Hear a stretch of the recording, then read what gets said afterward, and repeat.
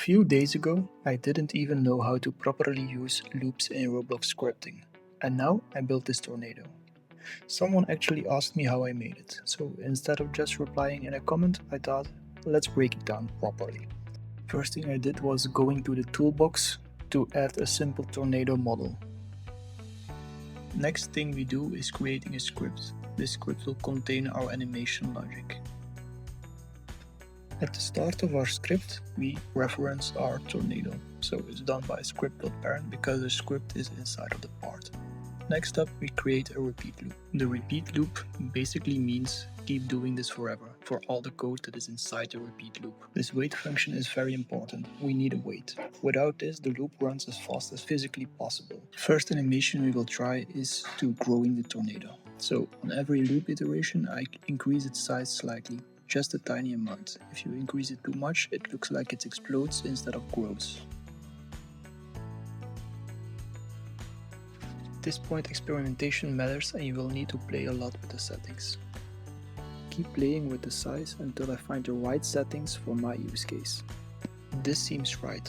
However, there is one issue. As you can see, the tornado also grows slightly into the ground. That is something we need to fix. We can fix this by also changing the Y position of the tornado with half of the size increase. This looks much better. So, now we will add some smoke effects. First of all, we add a particle emitter to the part. Then we will go in the toolbox and find a decal that looks like smoke. This we will add as a texture. Then we increase the size of the particles and even change the color to more a grayish color.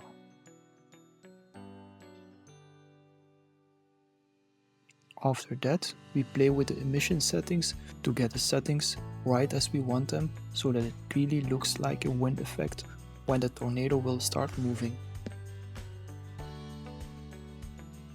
Lastly, we also increase the size so it really looks like a tornado.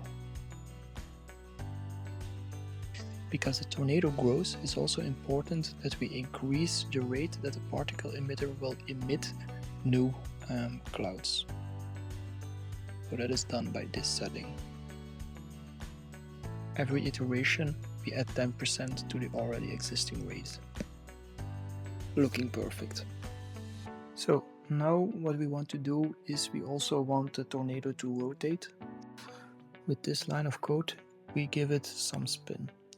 The mod.rad function is actually to convert degrees to radians so that it can be used in the CFrame.angle function. It's really starting to look like a moving tornado. And then, just for fun, I added color changes. Instead of RGB, I used HSV. HSV is nice because you can randomize the hue and it cycles through crawlers smoothly. So every loop we generate a random number between 0 and 1 and it feeds it into from HSV. And that's how we get this chaotic rainbow tornado. Thank you for watching. If you found this video helpful, like and subscribe. See you next time.